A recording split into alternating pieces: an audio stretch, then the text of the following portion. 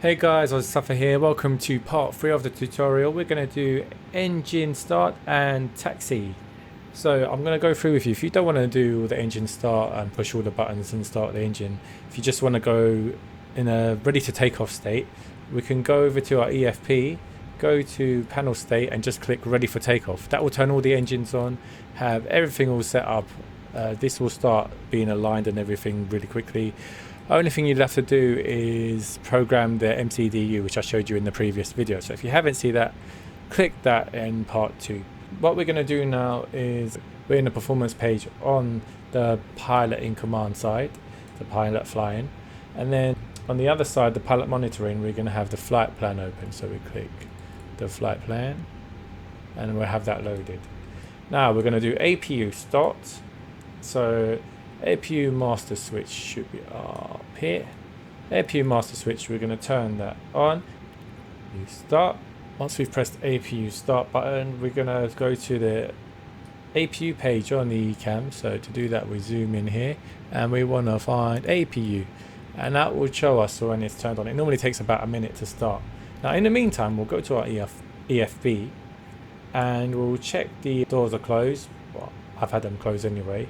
And we'll disconnect the jetway if we were at an airport that had the jetway connected, that we did in our previous tutorials. We'll check the fuel quantity on the eCam. So we've got fuel on board 4460, that's right. And we will check if the seatbelt signs are on, which they are.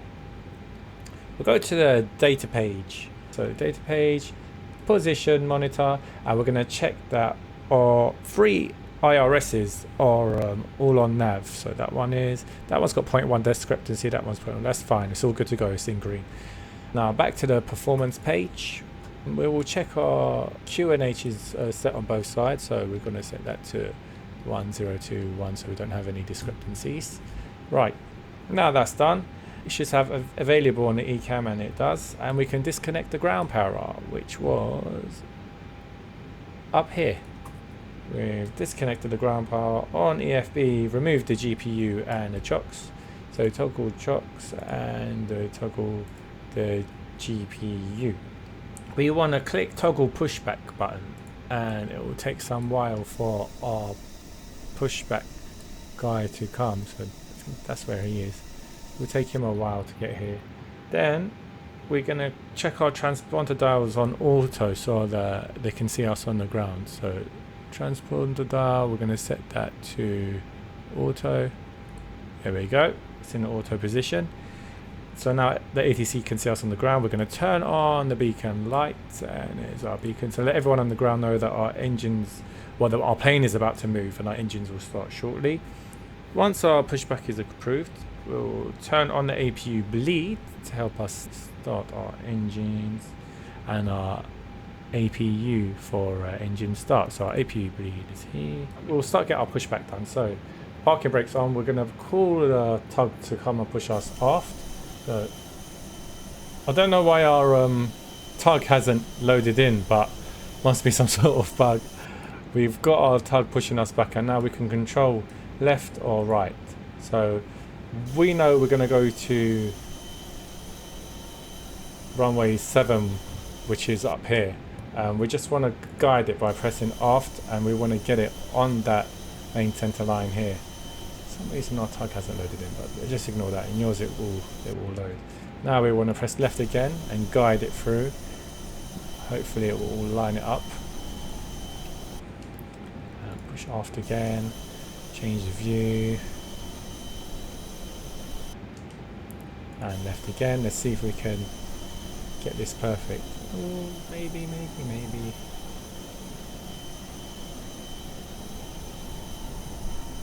That's as good as it's going to get. So I'm going to stop it.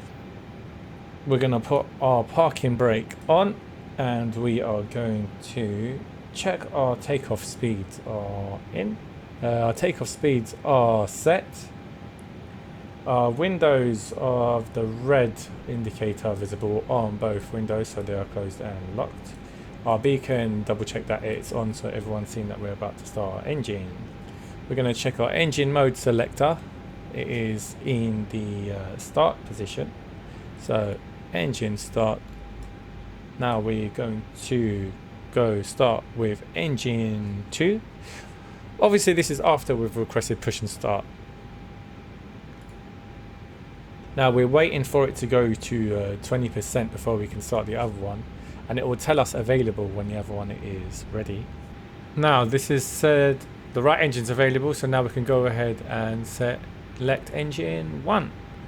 So as we're waiting for that to turn on, we're going to have to wait for this one to be around 20%. Now we should get a hydraulic PTU sound that you'd only hear in the cabin. That's that dog barking noise that you get that goes arr, arr, arr, that the passengers hear. You won't hear it from the flight deck, which is true for the 320neo. The hydraulic PTU test is just basically the system's testing by transferring some stuff and switching on, and once that's done it will disappear like it just did. We've got to wait for N1 to be around 20%. We're still waiting for it. So here we go, that's around 20%. The motor selector is on normal, and we arm the speed brake and we press reset on the rudder trim button, and we verify that's 000, and then we set our takeoff flaps to 1, and then we set our takeoff trim. So we haven't set that yet, to 0.5 up. As you can see, you've got 0 here, you've got up here, and you got 1. So we want to make sure it's right halfway, because that's what it gave us, 0.5 up here. Now that is set. Now we turn our APU bleed off. So we go up to APU bleed, turn that off, and then turn off APU master switch. Here we go. After start checklist, we check our ECAM status.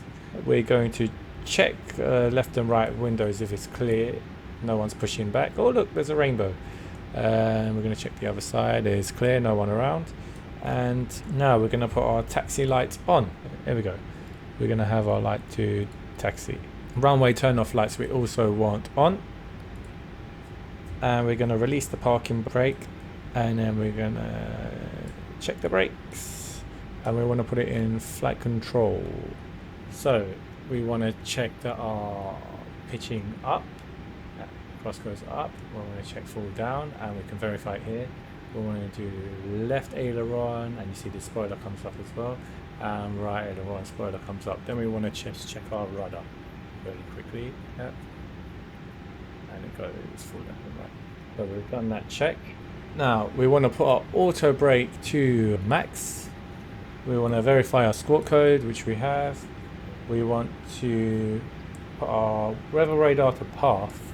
So weather radar to path and predictive wind shear on to 1. Now you see that will go up, that it was orange there before, that disappeared. Now we want to push our takeoff config button to get rid of that blue ECAM memo. So we're going to press takeoff config, and now it disappeared that, so we won't get any memos when we're about to take off. ECAM memos, no blue, we're good to take off. So we'll continue taxiing to our taxiway. So our parking brake released, and a little bit of throttle, and then back to idle again just to get us moving. And then we will taxi to 07. And there you go. If you don't know how to taxi, you'll get your airport diagram up, okay? It will show you the taxiways. I think if you press V, you may be able to zoom in, so you'll see exactly how to get there if you don't really care about taxiing and you just want to taxi to the runway.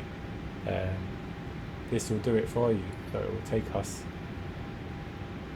to the right to the end, and then we go. Okay, thank you for watching. In the next tutorial I'll teach you how to take off and climb. Thank you for watching. Stay tuned, like and subscribe for part 4 of the tutorial. Peace.